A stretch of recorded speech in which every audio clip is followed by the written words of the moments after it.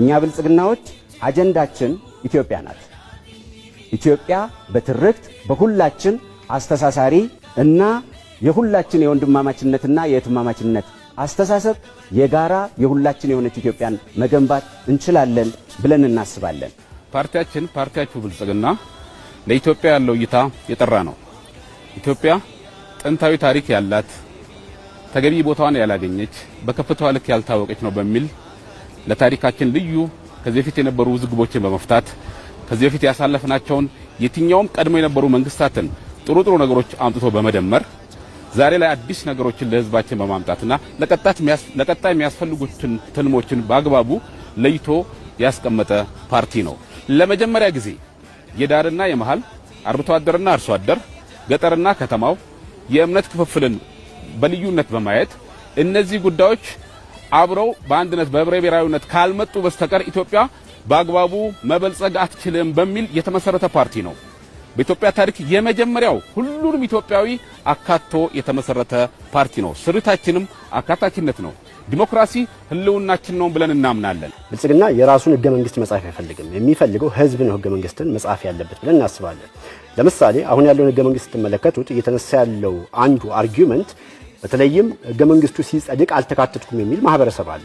ብልጽግና እንዲህ ያሉ በተለይም ደግሞ በኢትዮጵያ ውስጥ የተረጋጋ ፖለቲካ ለመፍጠር የሚያግዙትን ሂደቶች መከተል እንጂ በተለይም ደግሞ ህገ መንግስቱ በባህሪው የረጅም ጊዜ ሰነድ እንደመሆኑ መጠን የህዝብ ፍላጎት፣ የህዝብ ተሳትፎ አጠቃላይ ደግሞ ሂዶ የኢትዮጵያን ሀገረ መንግስት በሚያጸና አግባብ ነው ብልጽግና ህገ መንግስቱ በተለይም ደግሞ በአገራዊ አካታች ምክክሩ መሰረት መሻሻል አለበት ብሎ የሚያምነው የሰላም ሐሳብ አሁን እዚህ እንደምንለው በአንድ ወቅት የነበሩ አፍሪካውያን ባጣቀሱት መጽሐፍ በአንድ ወቅት ችግር ገጥሟቸው የሆነ ነገር ባሉ ምዕራባውያን ወይም ስቴት ላይ የሆነ እዛ አካባቢ ያለውን ችግር በፈቱ የየሀገራት ችግር ማሳያ ቤተ ሙከራ ሳይሆን መደመር የሚባል ለኢትዮጵያውያን በኢትዮጵያውያን የበቀለ ሁሉንም ያማከለ አካታችነትን የያዘ የህግና የሥርዓት የበላይነትን ያየ ሳይንስን የቀመረ ግን በኢትዮጵያውያን ለኢትዮጵያውያን የሚሆን መፍትሄና እሳቤ ይዞ የመጣ ነው።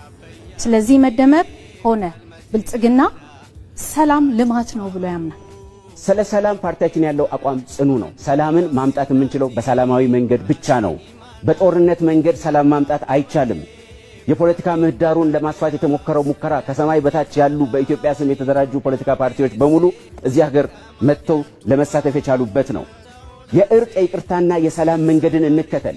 ክቡር የፓርቲያችን ፕሬዝዳንት ባገኙት መድረክ ሁሉ ባገኙት አጋጣሚ ሁሉ ለኢትዮጵያ ህዝብ እና በጫካ ለታጠቁ ኃይሎች ሁሉ የሰላም ጥሪ ሳያቀርቡ የወረዱበት መድረክ የለም። ሁሉ ጊዜ የሰላም ጥሪ ይቀርባል።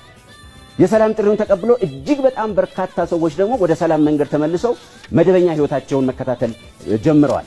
ለልማቱም አስተዋጽኦ ማድረግ ጀምረዋል።